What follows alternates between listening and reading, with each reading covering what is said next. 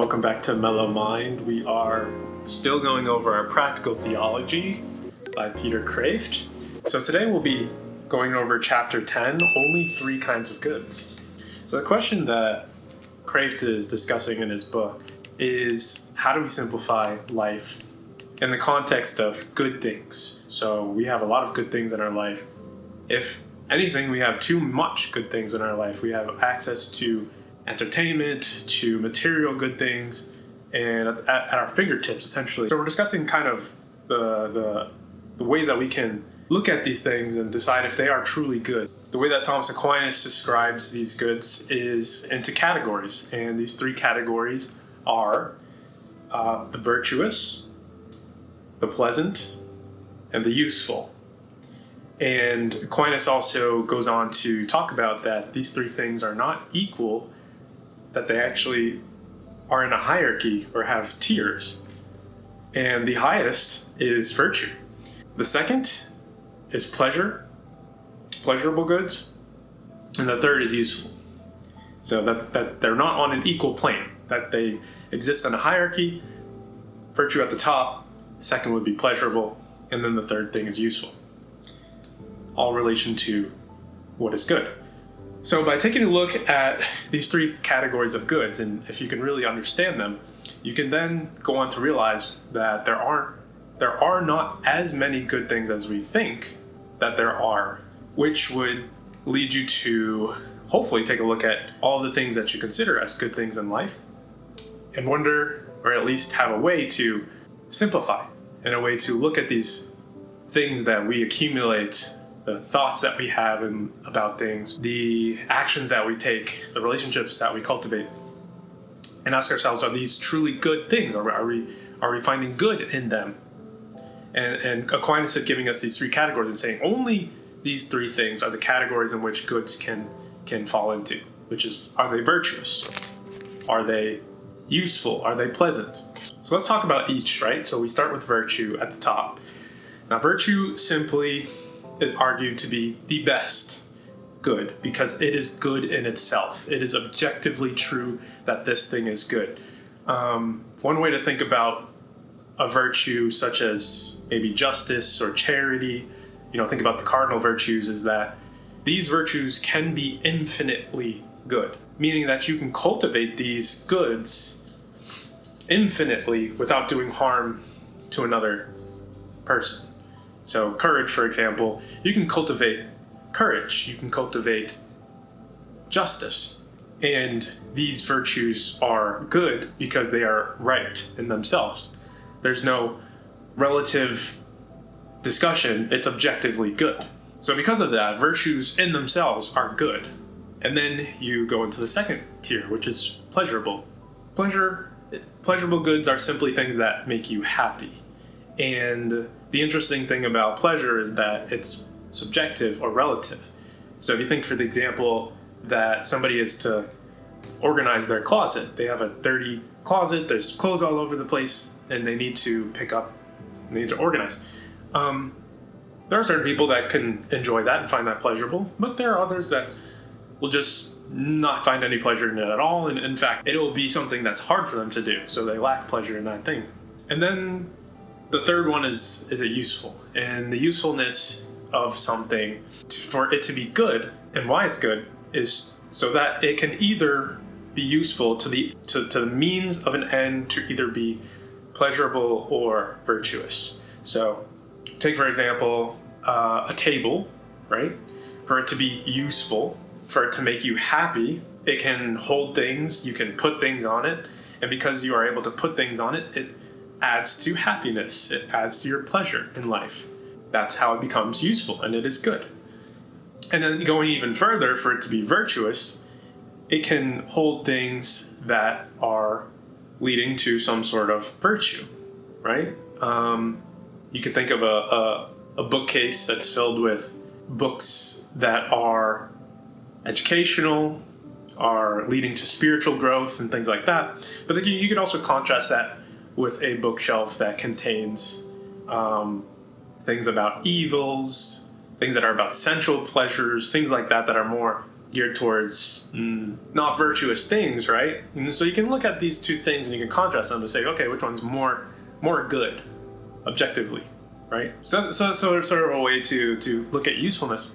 And so again, we can contrast pleasure and usefulness when we're talking about goods and how they fall into those categories with virtue, because usefulness is only useful how it can give us either pleasure or happiness, or that can lead to virtues.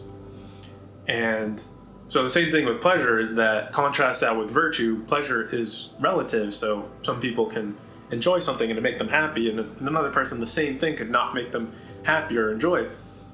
But virtue, courage, justice, patience, temperance, those sort of things, they are things that are good whether or not somebody can think or want them.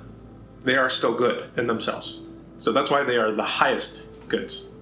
So in this chapter, Kreeft is kind of discussing our natural tendency to flip the hierarchy. In other words, we look at the useful first, and then we go to look at what is pleasurable, and then we go to look at maybe what's virtuous as an afterthought. And because we do this, we turn into what are called semi-hedonists or semi-utilitarian type of people, because to pursue pleasure in itself as the highest good in that category, as your top good, is to miss what makes us human, which allows us to reason and to pursue higher goods, the virtues. If we're to only pursue what makes us feel good and what brings us pleasure, then we're missing a huge dynamic in our life that I would argue all humans are designed to seek and try and fulfill, is of higher purpose. That's why people ask, well, what is my purpose? What's the purpose in these things? And those questions that we ask, what is the purpose? We ask why these things. Pleasure is just a simple answer. Why? Because it makes me feel good. Now, if everybody only did what made them feel good, then why would we go to work? Why would we participate in the workforce? Because they don't make us feel good. If we just stayed home and ate food and played video games, and that's not a useful thing for society, right? So seeking pleasure in itself is a very shallow way of existing. And I think because we don't allow ourselves to question why we do things that we think are good, that we don't involve these other goods. Like, is it useful, or also is it virtuous? So then it's really a mistake to leave the question of virtue out to the end or put it at the bottom of the hierarchy. Switching it around, virtuous at the top, then is it pleasurable? Does it bring me happiness? And then is it useful? Using that as your hierarchy of order of goods is a much more rational way to live and simplify things. So I would argue that there have been times in everybody's life where you have had to question whether something is virtuous that can bring you pleasure and usefulness. So in the example that someone decides to deal drugs, they decide to sell something like fentanyl or heroin, for example. That person sees that as good. They're trying to pursue a good, right? Because everybody ultimately in this world is trying to pursue a good in what they perceive as good. That's why we do a lot of things that we do. We decide to take an action because we perceive that end of the action to be good, right? So the person that's dealing in these illicit substances and drugs and adding to the overall dysfunction of society, I would say, but they're thinking that this good will come from it, which is the pleasure, making them happy that they have money to be able to sustain themselves, to be able to live a good life, is what they're seeking. So then you have pleasure, and then it's useful. Why are the drugs useful? To sell, because they receive money. But what are we missing here? We're not looking at the virtuousness of that. Is it helping your human being, your fellow man, become a better version of themselves, to perform other virtuous actions like helping others? Is that part of the thought process in selling those type of things? No, right? But that's a really extreme example.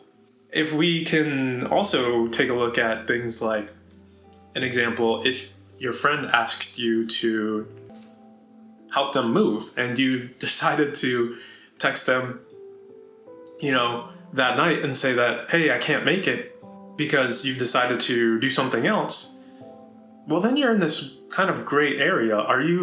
What are you doing other than helping your friend that you've committed to helping them move, right? So say if the week before you said, yes, I'm going to help you move on Tuesday, but the night before you're about to help them move, you text them and say that, I can't make it. Now, in and in itself, that's a neutral situation because, okay, friend said they can't help person move, their other friend move.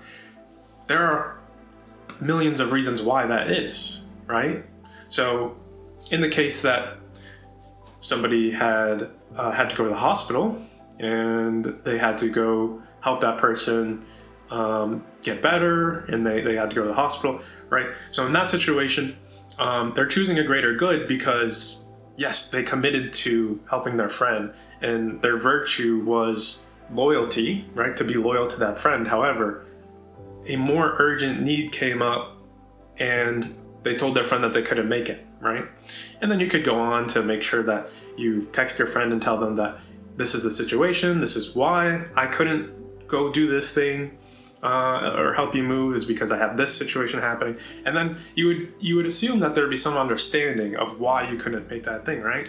Take the same situation, you text them that night that you can't help them move the next day, and you don't give any reason, you just simply back out because you don't want to help them move, because you find some greater pleasure in something like staying home and doing something like watching TV or going on the computer, those sort of things.